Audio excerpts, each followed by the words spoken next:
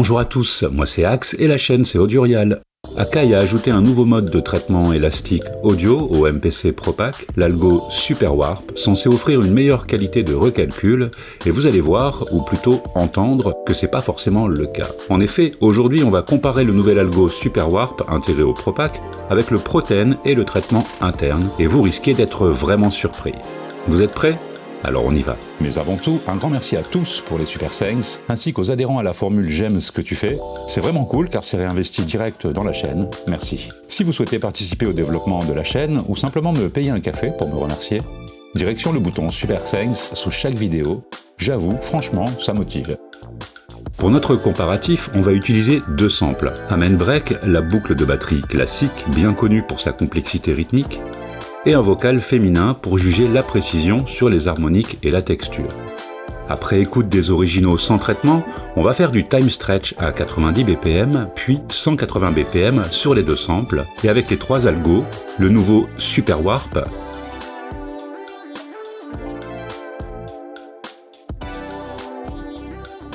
le ProTen, puis le traitement interne avec la procédure Process, puis Time Stretch. Puis on va changer la hauteur ou la note si vous préférez, soit du pitch shift. D'abord on abaisse la tonalité à -5 demi-tons, puis on remonte le pitch à +5 demi-tons sur les deux échantillons. L'objectif c'est d'écouter la différence entre les algos Super Warp, ProTen et le traitement interne des MPC. J'ai volontairement mis de côté le repitch qui change la tonalité pour adapter l'échantillon au BPM et j'avoue ne pas encore avoir trouvé d'utilité à cet algo, alors surtout si vous avez des idées sur ce point, je serais vraiment curieux de vous lire en commentaire. On commence par écouter le sample non traité au tempo d'origine, histoire de se caler sur le son de base.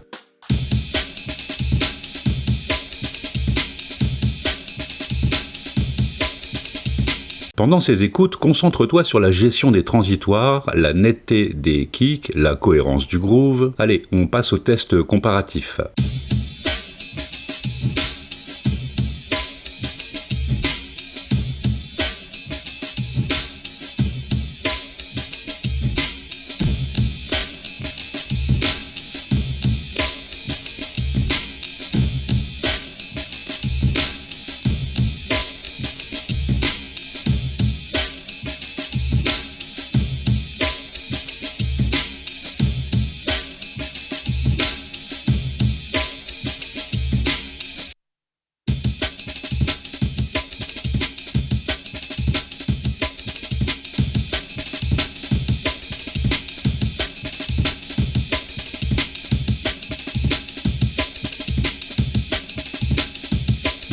Pour le vocal féminin, c'est le même protocole. D'abord, on écoute l'original, puis le comparatif. Ici, on se focalise sur la transparence du timbre, la stabilité des formants et la fluidité des transitions. Sur les voix, certains algos ont tendance à créer des artefacts métalliques ou un effet de flanger. On va voir comment Akai s'en sort. You're a star. You're a star.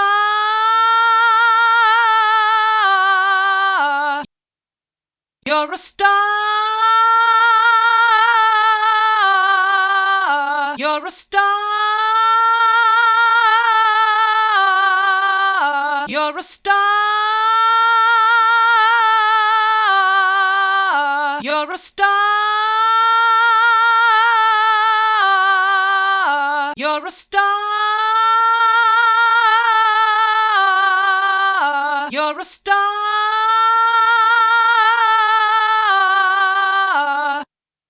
You're a star. You're a star.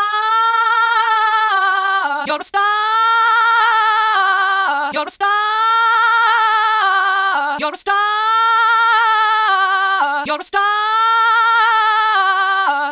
On attaque maintenant le pitch shift, toujours sur les deux mêmes sources. Ici, ce qu'on cherche à percevoir, c'est la conservation de la dynamique, la texture des graves et la stabilité du spectre. Les algos récents devraient limiter les artefacts de phasing, de fluctuation de formants ou la perte de clarté. Mais là encore, c'est pas aussi évident comme vous le constaterez.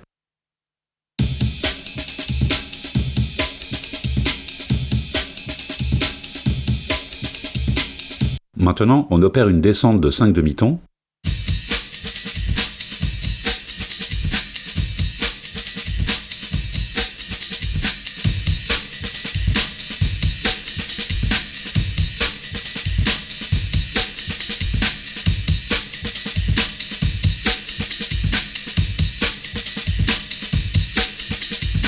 Montée de 5 demi-tons.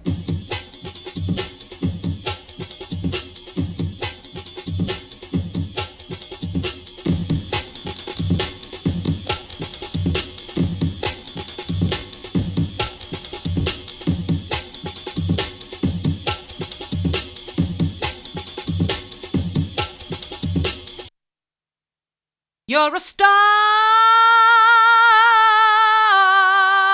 You're a star. Allez, on passe au test comparatif. Descente de 5 demi-tons. You're a star. You're a star.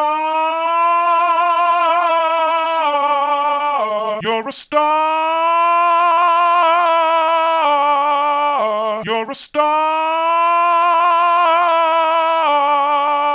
You're a star. You're a star.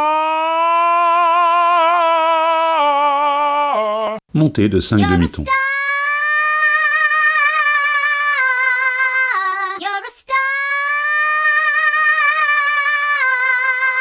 You're a star.